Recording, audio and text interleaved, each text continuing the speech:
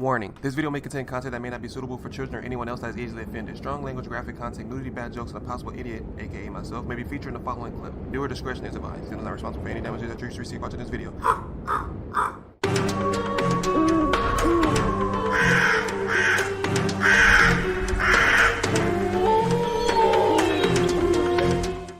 Hey, what's up, y'all? It's Zims, and welcome to another reaction video on MrBallen's, one of the greatest storytellers on YouTube. We're going to react to part 10 of his series of the Scare-a-thon, which is called This Box Will Kill You. I'm curious to see what kind of box it is. Hopefully it's not Jack in the Box because I love their tacos. And hopefully it's not Out of the Box because I enjoyed that show as a kid. Only box I remember was a Doodle Bob that tried to kill people off of SpongeBob, so we'll see. But if you haven't already, be sure you go stop by my other two reactions I've done on his channel. Again, big shout out to MrBallen's allowing me to react to his videos. I wouldn't be able to bring you guys these videos if he didn't give me the permission. Big shout out to him. We're going to jump into it. I'm not going to talk as much, but happy Halloween. Make sure you guys have a safe Halloween. Check your candy. If you do go out and go get candy from somewhere, check your candy. Look out for family. 2020 stuff is going on. Stuff is crazy. Watch your backs, watch yourselves, watch your loved ones, and have a safe day. Let's get it. All right, let's go. Let's jump into it.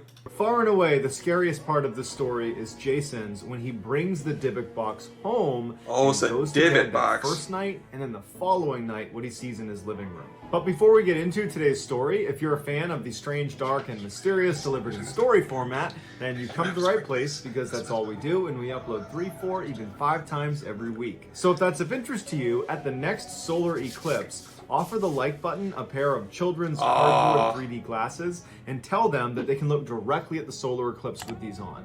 Also, please subscribe to this channel and turn on all notifications so you don't miss any of our weekly uploads. All right, let's get into today's story. I hope the like button has insurance because he be beating up the like button hard.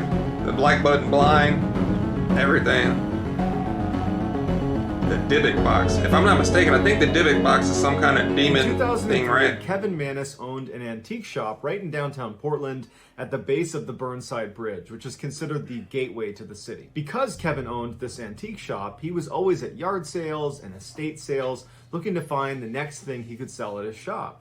And so one day there was this estate sale over at this woman's house. She had just passed away. She was about 103 years old. She was a Holocaust survivor and her estate was being sold. And so he goes over to the house and he sees the way they're selling all of her items is by bundling them in different lots. So depending on what item it was, they'd be bundled with similar items and then sold as a package. So the people there would be bidding on the whole lot. They couldn't buy individual items. And Kevin had his eye on one particular lot called Lot 29, and Lot 29 included a couple of small tools that he wanted to sell in his shop, and it had this mystery box, and that's exactly as it was labeled. It just says mystery box on it. If it's not from Call of Duty where I can possibly get a ray gun or a Wonder Waffle, I don't want it.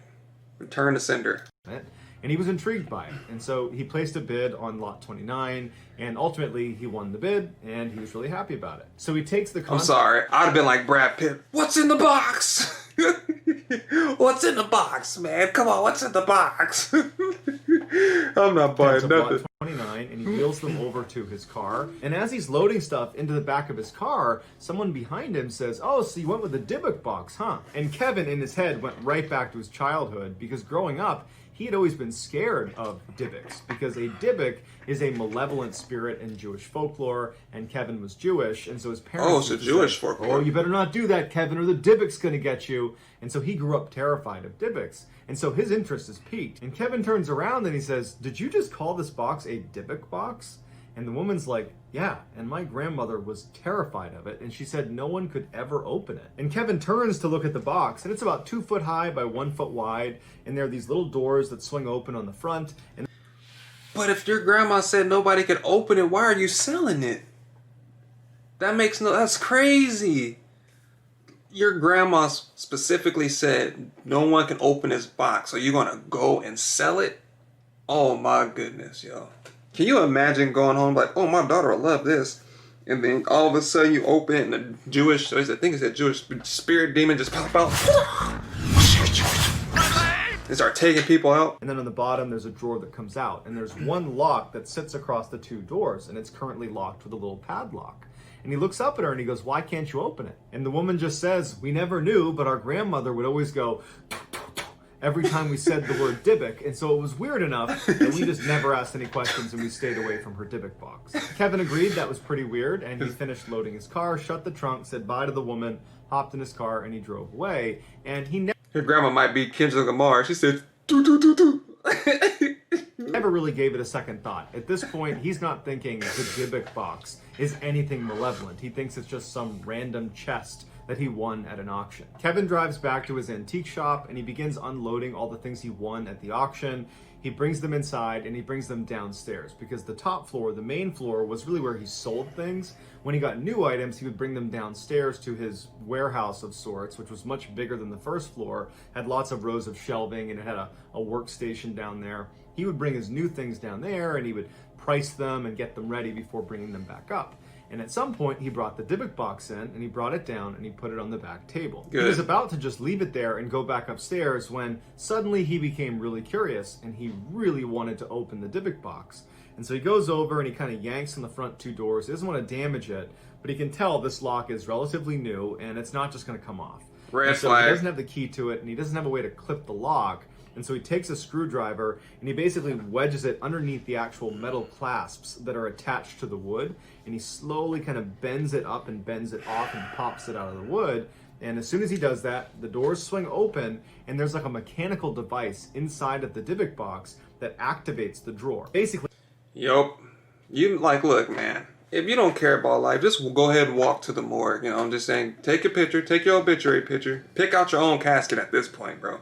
It has a padlock on it. I have never received something that had a padlock on it that someone said she was terrified of it. That's the first flag. The second flag was the padlock, and the third flag was when you bought it. Why would you do that? You had 3 signs right there that told you not to buy it, and you did it anyway. Oh my goodness. His mom told you not to do it, the girl said don't do it, and then you bought it. Well, he bought it first, but still, god dang, man. anytime the doors open, the drawer also opens at the same time. And Kevin remembered thinking how silly it was that this kind of old, crummy looking wine closet had this fairly complicated mechanism inside of it that still worked. Inside the Dybbuk box were 2 pennies from the 1920s. Ooh. There was a used candle. There were 2 locks of hair. There was this small tombstone that said 2 locks Shalom of on hair. it. And there was also a small wine goblet that was inside, and that was it. And Kevin immediately thought, well, this is just some older woman's keepsake, and these things maybe have sentimental value to her, but they don't to me. And so he shut the Dybbuk box, pushed it to the side of the desk, and walked upstairs and didn't give it another thought. Kevin had one employee at the antique shop. Her name was Jane. She was a younger woman. She was an incredible saleswoman, and Kevin thought very highly of her. And so the day after he had brought the Dybbuk box into the antique shop and put it downstairs on the desk, he needed to run out and do some errands, and so he put Jane in charge of the store. And so Kevin leaves, and Jane locks the front door to the shop behind Kevin because she needed to go downstairs and get a few items that she wanted to bring upstairs to sell that day, and it was before opening. Here it goes, y'all. Front door's locked, no one else Poor is girl. inside the shop, and Jane goes down into the basement. Once you went down the wooden steps into the basement, you'd be looking out at this huge room of all these industrial shelves that run the length of the room where they would keep their antiques and other valuables on. And the lighting down there was never that great because they used these long fluorescent tube lights that at best cast a kind of subtle yellow glow on everything. They were not particularly bright, and it was a real pain to actually go up and change them because you needed to place a ladder, but the ladders were not perfectly aligned with the lights. You basically had to reach over the shelving where all the antiques were, and you ran the risk of knocking things over. Oh, man. And so a lot of times Jane and Kevin would wait until you were down to like 1 or 2 crappy working lights before they'd say, okay, we really got to go up there and replace some of these bulbs. And so as it happens, this day, they're down to like 2 or 3 working lights. So in classic horror movie fashion, Starts she's going flickering. into this dingy basement with very poor lighting. And so once she gets to the bottom of the steps, she walks to the far end of the room, a little bit away from where the Dybbuk box was placed on that back table. She's in the other corner in the back of this basement, and she's getting some things off the shelf when all of a sudden she stops, and she can't help but shake the feeling that she feels like someone is watching her. Now, she is down in this basement all the time, whether it's... You know what the crazy part is? She was minding her own business. She left home like, you know what, today's going to be a great day at work. I'm going to go in, I'm going to restock the shelves, you know. Can't wait to go on lunch. I might have a Wendy's and go there and get me a Frosty, you know what I'm saying, and just call it a day. And little did she know, she's about to walk into a big demon, and she's about to get pieced up and probably quit her job right now and go into depression and probably homelessness, all because he wanted to buy a Dybbuk box in Locker 29. Well lit or dark, whether Kevin is there with her or she's alone, this is a place she goes all the time. And she's never had this feeling before. There's no way to get into the basement unless you come down the stairs, and she locked the front door, and she was the only one who came downstairs. She hasn't heard anything. There's no other way to leave this space. So she doesn't know where she's getting this feeling from, but she really can't shake it. And as she's kind of looking around and she's starting to get a little bit paranoid, the phone rings. They had a landline that was on a table right at the base of the stairs. The phone rings down there and it startles her. And then it kind of jumps her back into reality, and she's like, okay, I'm getting paranoid. And she walks over and she picks up the phone, and it's actually her friend who was planning on coming by the antique shop that day. So as they're chatting, Jane hears what sounds like a broom. Imagine if a push broom is lined up against the wall and then it falls over. Oh yeah. The sound that the wooden stick would make as it hits concrete. Yep. That's the sound she hears as she's on the phone. And it startles her again, and she goes, hey, let me call you back. She hangs up on her friend and she's looking out. And because the lighting is terrible from where she is, she's now at the foot of the stairs looking down all these rows, and she's heard that stick land on the ground on the far side back where she had been originally. Leave it. She's kind of looking around. Don't do it. She can't see anything. And so she takes a deep breath and she begins walking down the rows to see what fell over. And as she's walking down the row... Yep, that's what you do. If you drop something in the middle of the night and it's dark, leave it for the next person. That's all you gotta do. They're like, hey, you see that broom that fell? I'm like, what broom? Oh, I didn't even know the broom fell. Oh, wow. Thanks for picking it up. I appreciate it. Far back corner? Nah, you're not about to get me. Something smashes behind her, and she turns around, and one of the fluorescent tube lights has fallen from the ceiling and smashed onto the ground. And so all of a sudden, she doesn't want to explore this falling broom that's behind her in the dark corner of the basement. Instead, she's ready to leave. There we go. So she starts walking back towards the stairs to get out of here. It shuts the door. And as she's walking down one of these rows, a wooden chair that is on one of the shelves comes flying off of it and lands squarely in the middle, blocking her path. And there's no way this could have happened unless someone pushed this chair. And suddenly she thinks, someone's down here with me. And she screams and she hurdles the chair and she runs to the steps. She starts running up. And to her horror, there is a metal door that locks the basement at night. So if someone were to break in, it's another layer to protect the store from thieves. And it was shut and locked. It can only be locked from the outside. Oh my goodness, yo. She's about to get that work. Done this by accident, and now she's freaking out because she's trapped in the basement with some person running around, pushing chairs over and breaking lights. And so she grabs the gate and she starts shaking it, and she's yelling for Kevin, thinking maybe he came in and forgot I was down here and shut and locked the gate. And she's checking over her shoulder, looking down into the basement, and she starts hearing more lights falling off the ceiling, it's getting darker on the ground. Oh, no. She is in absolute panic mode. She's just waiting for someone to come bounding up the stairs towards her. She has no idea what to do. She pulls out her phone and she calls Kevin. Meanwhile, Kevin is making his way back to the antique shop. He's only a couple minutes away, and he sees his phone ringing that was sitting on the passenger seat, and he picks it up, and it's Jane. And he answers, and immediately Jane is hysterical, and she's screaming that someone's in the antique shop that's breaking things. And Kevin's like, slow down, what's going on? And all he can hear in the background is the sound of what sounds like glass shattering and things falling and breaking. And he's like, wait, what's going on? Are you okay, Jane? Like, where are you? And he hears her say, get to the someone's store in the basement. And he goes, well, where are you? And she's like, I'm in the basement. And he was like, get out of the basement, call the police. But as he's trying to get her to do that, the phone cuts out. Kevin was only about a block away from his shop, so he floors it to his shop. Oh, don't tell me she died, man. He's thinking to himself, what am I walking into? Is there going to be like an active burglary going on? Is she going to be held hostage? Like, are the police going to be there? But he just knows he needs to get in there to Jane, and he gets to the front door and it's locked. So he unlocks the front door and he goes inside and it's silent. And he's looking around. There's no damage to the first floor. There's no damage anywhere. And he yells for Jane. There's no answer from Jane. And he starts walking kind of tentatively through the store towards the back. And he gets to that door leading down into the basement, the same one that Jane couldn't open when she ran up the stairs to get out of the basement. Poor girl, man. And Jane's not at the top of the stairs anymore. And he's thinking, I didn't lock that door, and I'm the only one with the key to lock that door. How is it locked right now? Does Jane have a key that I don't know about? And why would she lock it? Does that mean Jane's up here somewhere? Is that what happened? And he's like, Jane, come out. Did you lock this door? But Jane's... The anticipation is killing me right now. I want to know what happened to her. She was at the top of the stairs, and now she's not on the top of the stairs. She doesn't have a key, and he has the key. I want to know what got her, bruh. I hope she's not down there at the back corner where she found that broomstick. Not on the first floor, and their first floor is very small. And so he thinks, okay, she has to be downstairs. And so he opens up the gate, he swings it open, and he starts walking down the steps. And he's really cautious as he's going down because, again, he has no idea what he's walking into. He hits the lights, but the lights don't work down there. And as he starts to bend around the corner where he can actually see into the basement, he sees Jane sitting at the chair right next to that table where that phone is, and she's just sitting there kind of stunned. And he goes to Jane and he's like, what happened down here? And he glances out quickly at all the rows and he sees all this furniture that's come off the shelves, and there's glass all over the ground. And he's looking at Jane, and Jane's just showing no reaction. She's sitting there like she's in shock. And he turns to Jane again and he says, come on, you gotta tell me what happened down here. And Jane just goes, I don't know. I don't know how to explain what happened down here. I was walking down the row, and then I felt like someone was watching me, and then things are falling off the ceiling and the shelves. I've never seen anything like this before. That's just now, at this point, Kevin's adrenaline is through the roof. He came charging in here thinking he was going to have to save Jane from some person breaking in and breaking stuff. But as far as he can tell, there's no one here but Jane.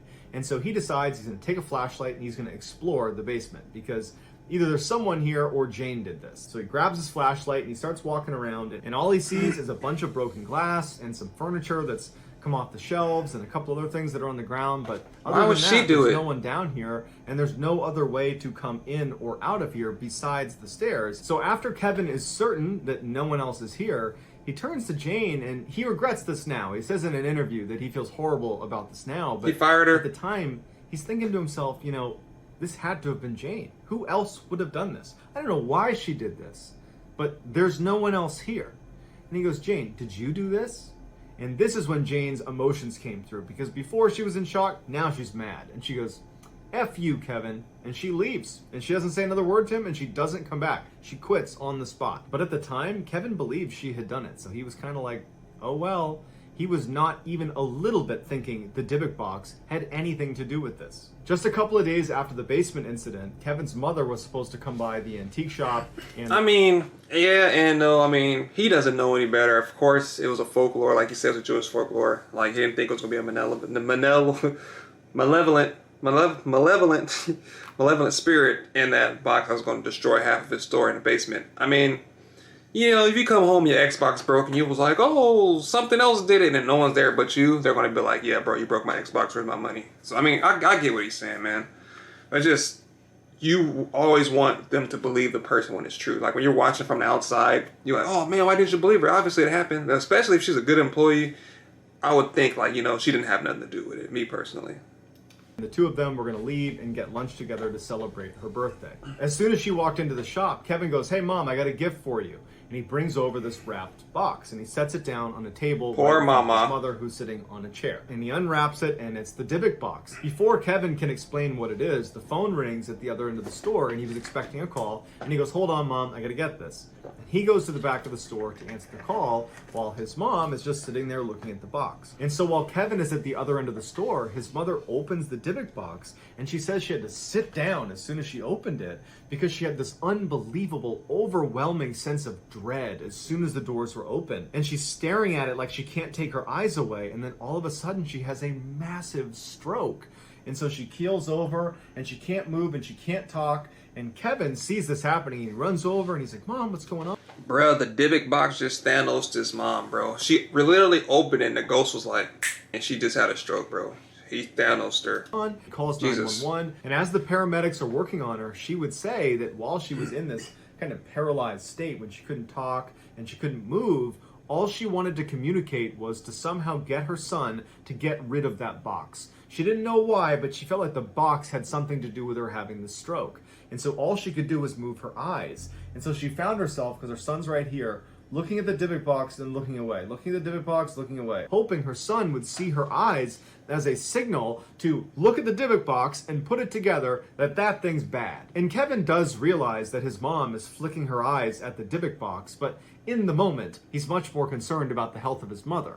And it wasn't until she got put in a hospital and she was being taken care of and he knew she'd be okay Then he remembers, he kind of went over it in his head later that day, that his mom was really scared looking, and she was looking at the Dybbuk box. Like Jesus, that was man. the thing that was causing her to be scared. Not the stroke, the Dybbuk box. And Kevin starts thinking to himself, I don't know, there's something off about the Dybbuk box. Oh, you Either think? it's really bad luck. Oh my goodness. Or Does he think that, like, oh no, the Dybbuk box is just bad all of a sudden? Oh no, 3 or 5 people didn't just tell you the box was bad, bro. It's not the box at all. You're just hallucinating. Of course, your mom's hallucinating. Your worker Jane is hallucinating. The girl that sold you the box is hallucinating, bro. How many warnings do you need, bro? They need to slap a sign on the box. Do not open. Mysterious, crazy demon. Side effects may include death, vandalized store, sick mom, stroke, headache, death. Like, put something on the box. Like, why are you even selling it? I would get, bro, I'm going back and I'm taking the box back to locker wherever it was, or like bury it somewhere, lock it up, put it in the ground, throw it in the Grand Canyon, do something, go to the middle of the ocean, dump it, put it in a box around it, put an anchor, tie an anchor to it, drop it in the bottom of the ocean and call it a day, bro. Everybody's about to die messing with this thing. there's some truth to you don't open up this Dybbuk box. Either way, I don't want to take any more chances, because so long as I've owned this thing, I've had a horrible thing happen in the basement, and now my mom's had a stroke. So I want to get rid of it. So Kevin puts the Dybbuk box at the front of his antique store, and he puts it up for sale. And very quickly, a young couple came into the store, and they bought the Dybbuk box. And Kevin's relieved. He's like, thank goodness that bad luck charm, that whatever's going on with that thing is gone and out of my life.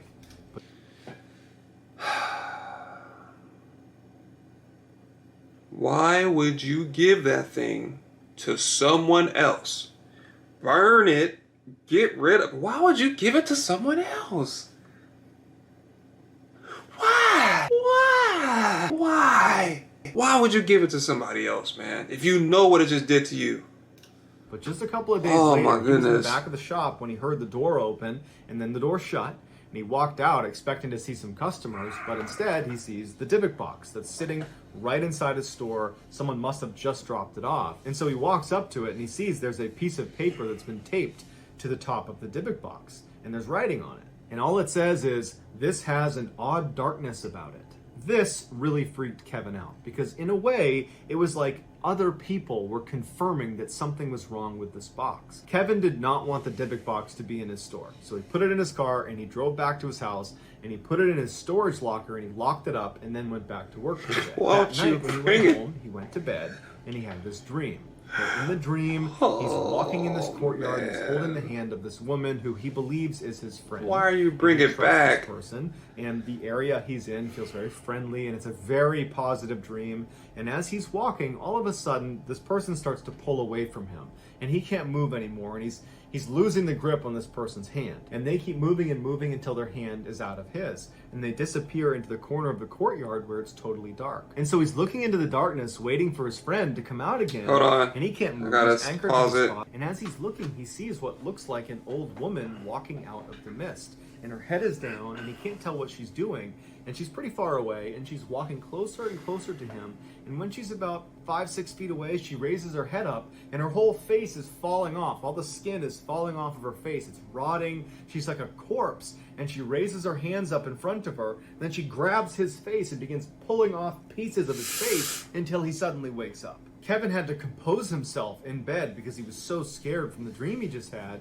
He sits up and he goes into the bathroom to get a sip of water, and as he walks past the mirror, he notices there are marks on his shoulders and his arms that he did not have before. It looks like bruising almost. And he's looking at them and he's thinking, no way. The demon beat him up when he was Nothing to asleep. do with the dream. This is just coincidence that, she was grabbing me in this area in the dream, and now I have marks there. It's just coincidence. And so he kind of writes it off and he goes back to bed. And he has the same dream. He gets up again and he's breathing heavily, he's sweating because he just had the same dream. It was this terrifying dream. And he goes back into the bathroom, and now his entire back is covered in bruises. He has bruises all over his back, all over his arms. He's got red marks on his neck. And now in his mind, he feels like it has to do with the Dybbuk box. The Dybbuk box is now in my backyard. it's not a coincidence that all of a sudden I'm having these horrific dreams that are apparently manifesting themselves in bruises and marks on my actual body. And so Just Kevin had is to done buy with it, the Dybbuk huh? box, and instead of going back to bed, he goes to his computer and he puts the Dybbuk box on eBay up for sale. And that night, two college kids named Sam and Brian, who lived in Missouri, they buy the Dybbuk box, and Kevin could not be happier to package that thing up and ship it off. Sam and Brian had seen the ad on eBay for the Dybbuk box, and at first it did not seem remarkable, but they saw that Kevin had given this really detailed description of all the strange things that had happened for him since he owned the Dybbuk box. And I think clearly Kevin's angle was he was almost trying to advertise it to groups of people that might be interested in that. And Sam and Brian were exactly that demographic, because they were looking for things online that were considered haunted. They wanted to see if ghosts and the paranormal were real, and so they were eager to buy the Dybbuk box and test it out. I wouldn't sell nothing. I would have gave it for free. Finally arrives in Missouri at their house. Brian was still out at class, but Sam was home, so he receives the package. He eagerly brings it into the kitchen, he unpackages it, and he sets it on the kitchen table. And just a few minutes later, Brian comes home, and Brian would say in interviews that when he walked in, it smelled like someone had peed all over the apartment, like there was urine everywhere. And he's walking around thinking, what happened? This smells so bad in here. And he walks into the kitchen where it was the strongest smell, and there's Sam proudly standing next to this awful looking chest, which was of course the Dybbuk box. And he realizes, Brian does, that the Dybbuk box is what smells like urine.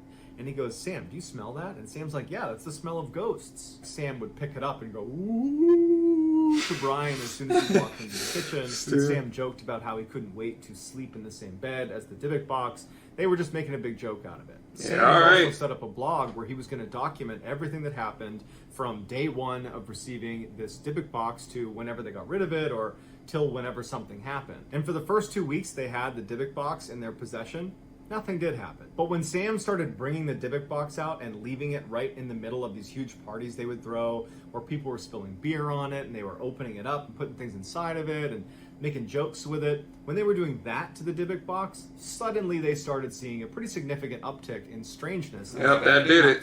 It started with their technology. Sam's laptop crashed and the hard drive was unrecoverable, so he had to replace his laptop.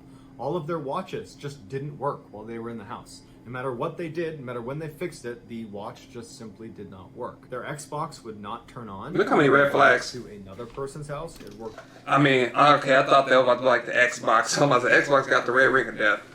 Red rings of death. Inside of their house. And I play Xbox too, though. Anytime you turned it on, it basically immediately incinerated whatever you put inside of it. But none of these technological difficulties were frightening to Sam or Brian. They were just frustrating. And I don't even think they were connecting them with the Dybbuk box. It was just this thing that was happening to them.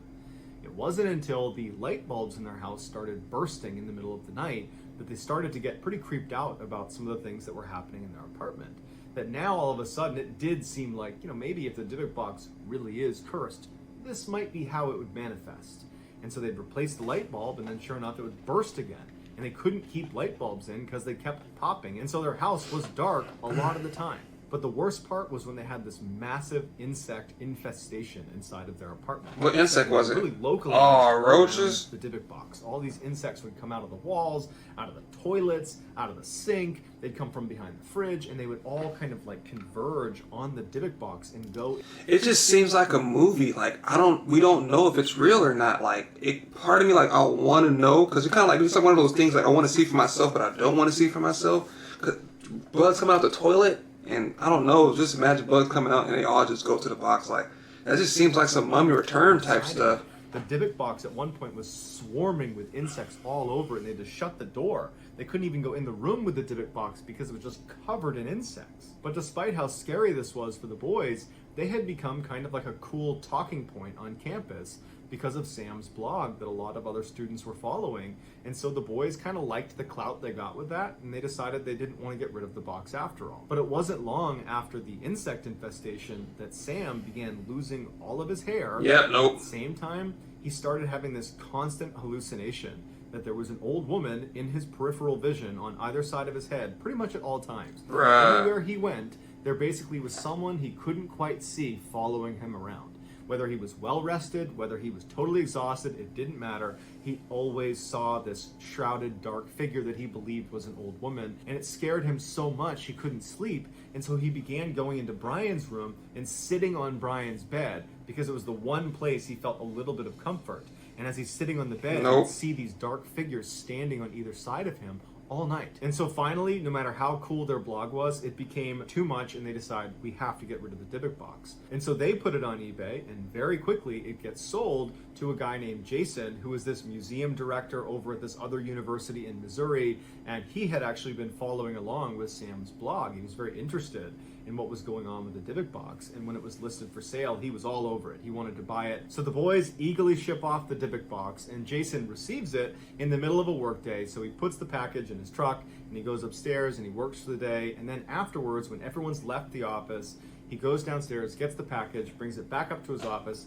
puts it on his desk, and he cuts open the packaging. Jason decided he wanted to evaluate the Dybbuk box the way he would evaluate any other antique or item that was coming into the museum that he was the director of. And so Jason starts by taking a whole bunch of pictures all around the outside of the Dybbuk box, and then he gets his blacklight out and he begins scanning around the outside, and he finds all these traces of wax all over the outside, which leads him to believe this was probably used in some sort of ritual. And then he takes a deep breath and he sits down right in front of the Dybbuk box. Don't open it. And he pops off the lock, and he gets ready, and he opens the doors, and the drawer slides out with that whole mechanical device. It all kind of comes open, and Jason's totally let down because nothing happens. And part of him thought, like, if this thing is haunted, as soon as you open it up, the haunting's going to begin.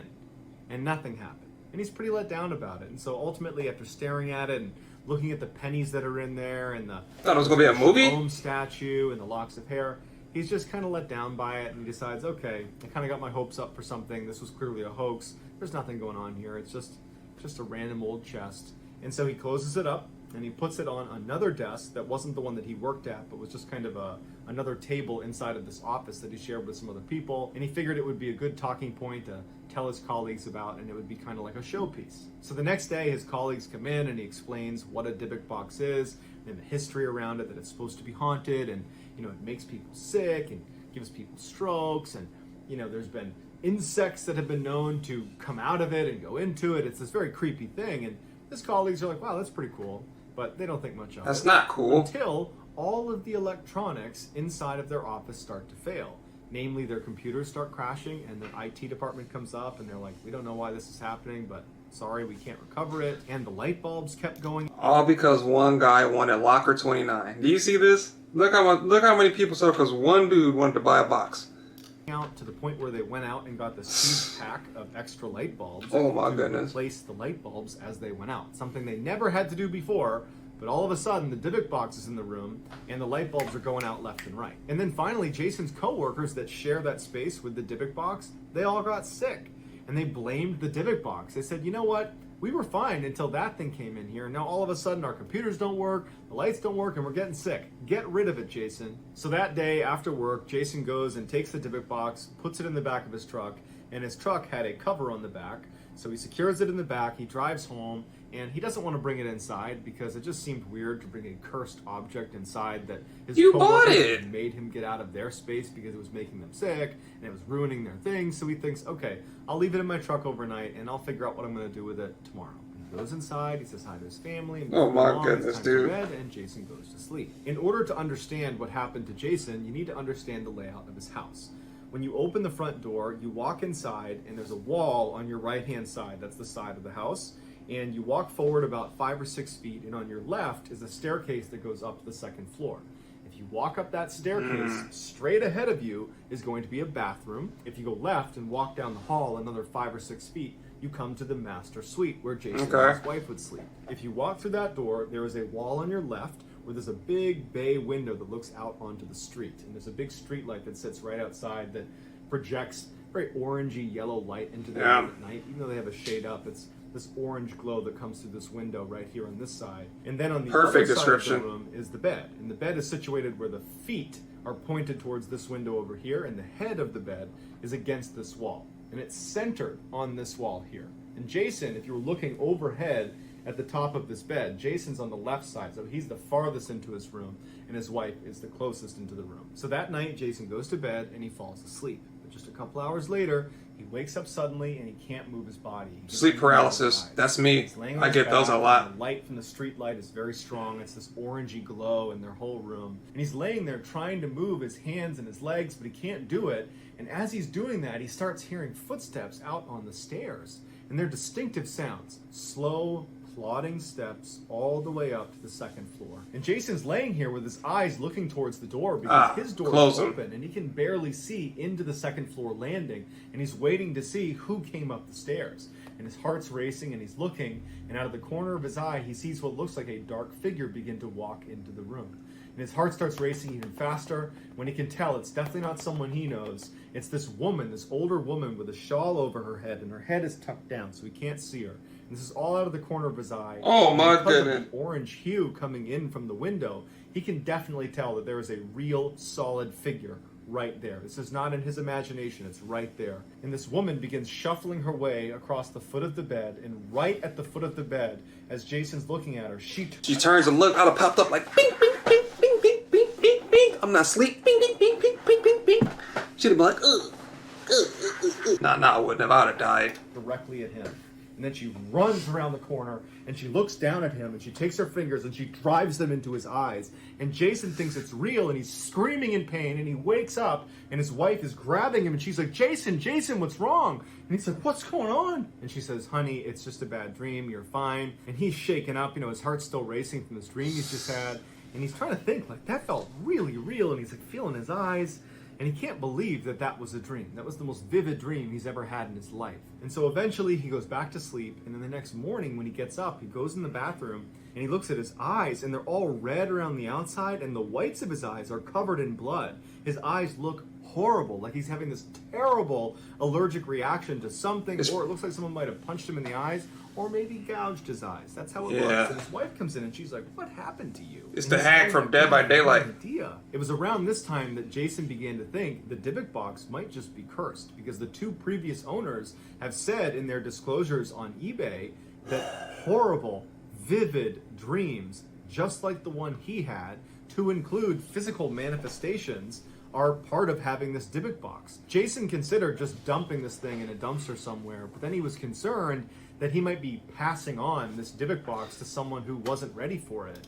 Thank you. Why couldn't this be the first guy that was like, you know what? This thing is dangerous. I'm getting rid of it. Why did it take 5 or 6 people to finally realize this thing is a lethal weapon, bro? This is so he decided mass destruction. Another day, and he would do Holy some moly. on how to properly dispose of a Dybbuk box.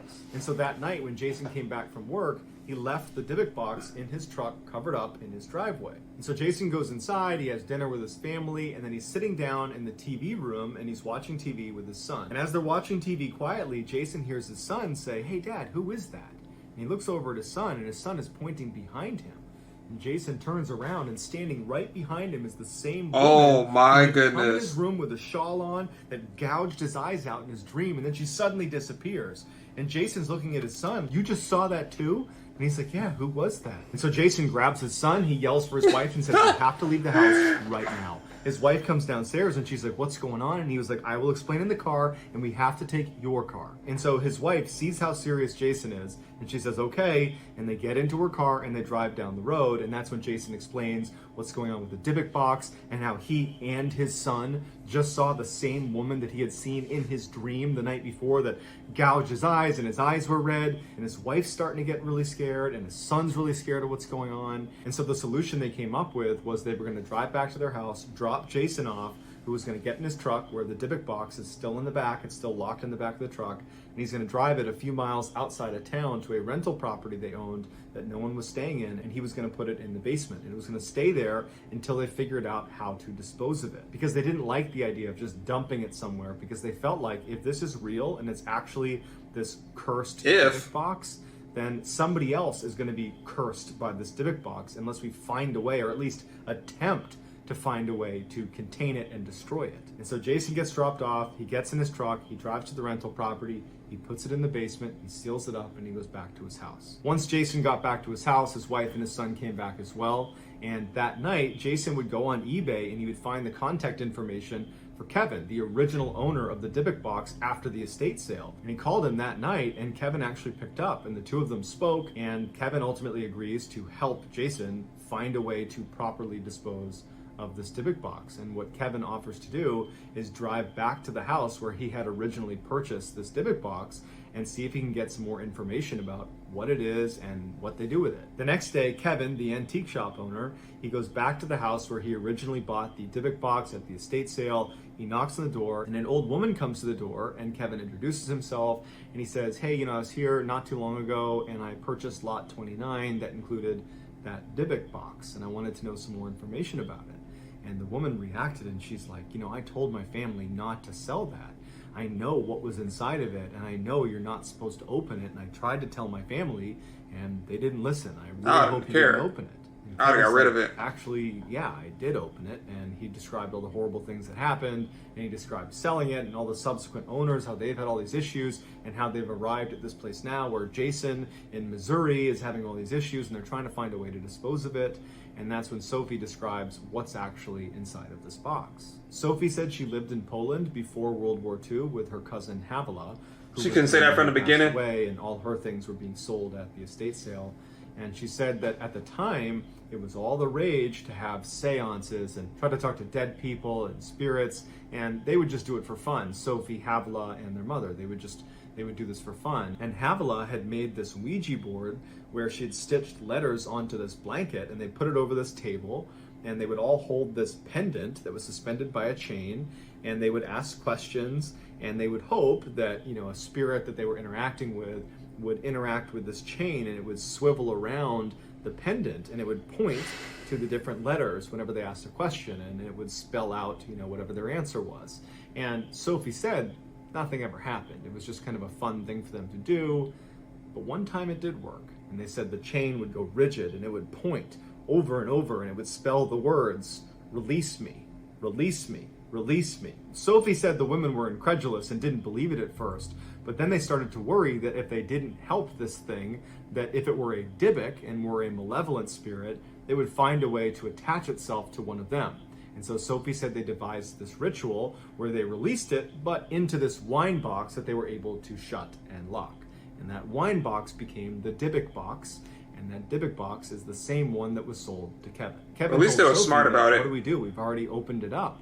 And she said, you need to contact a rabbi. And so they would call a rabbi, and apparently they were able to reclaim the Dybbuk inside of the box and lock it and put it away in a secret location where it's been since 2003. And apparently since it's been sealed off, where is it at now? Kevin have said they've experienced no demonic activity, and they never plan to tell anybody where this thing is because they don't want anyone else to have even the opportunity to reopen the Dybbuk box and have to deal with all the horrible things that they went through. So that's going to do it, guys. I hope you enjoyed today's story. If you found the secret in today's video, please tell us in the comments section and tell us where you found it. So what's the timestamp? And if you're the first to do that, we will pin you at the top of the comments section. If you enjoyed today's video and you haven't done this already, at the next solar eclipse, please give the like button a pair of cardboard flimsy children's 3D glasses and tell them with these on, you can look directly at the solar eclipse and be totally safe.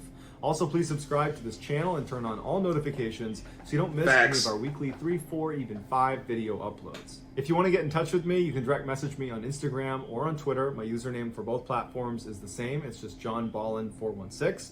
I also have a ton of content over on TikTok where my username is MrBallen. If you have a story suggestion, please submit it to our subreddit just called MrBallen. It is linked in the description below. So whether I see you on Twitter, Instagram, TikTok, Reddit, YouTube, or some combination, just know that I really appreciate your support. And until next time, that's going to do it. See ya. I hope you guys enjoyed that. That was a really, really good story. Unfortunately, what was more scary was that how people just keep passing it on and passing it and passing it. Like, if you know the thing is haunted, why would you sell it? Why would the family want to sell it? You know it's there. You know someone's going to get curious and open it. They should have got rid of it from the very beginning.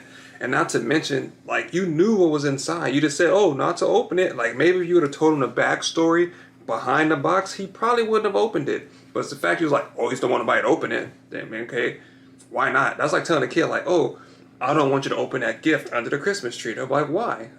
I just don't want you to open it. You're going to get curious to know what's in that Christmas box. Like a lot of kids half the time go and open presents because they want to know what's inside. Jesus, that was bad. Oh my goodness. That was a really, really good story. Probably one of my favorites. Dang, man. It's a box that powerful? I don't think we found out what happened to the box unless I wasn't paying attention. The last thing I heard was they sealed it off and stuff. He was going to find a way to get rid of it, which is why he didn't say, I don't think, what happened to it, because maybe they did get rid of it somehow and just don't want people to know or what. But that's crazy, man. Like, I'm curious. Like, I don't want to have those nightmares and see old lady come out and stuff, but I'm curious to know if it was real. It probably was. I don't know. I don't want to be that guy on eBay and sell it and try to like buy one and like, oh yeah, it's real. Like, nah, I can't do it. If you enjoyed my content, be sure you like, comment, and on the subscribe button, be a part of Murder Crows today. Again, don't touch today. I love you. Make sure you hit that like button, hit that subscribe button. Hopefully you guys are enjoying these reaction videos. All November will be reaction videos. Let me know down in the comment section if you thought this was probably one of the spookiest stories that you heard in a long time. Again, happy Halloween. Be safe. Watch your kids. Enjoy some movies, popcorn, all that good stuff. And I'll see you guys next time.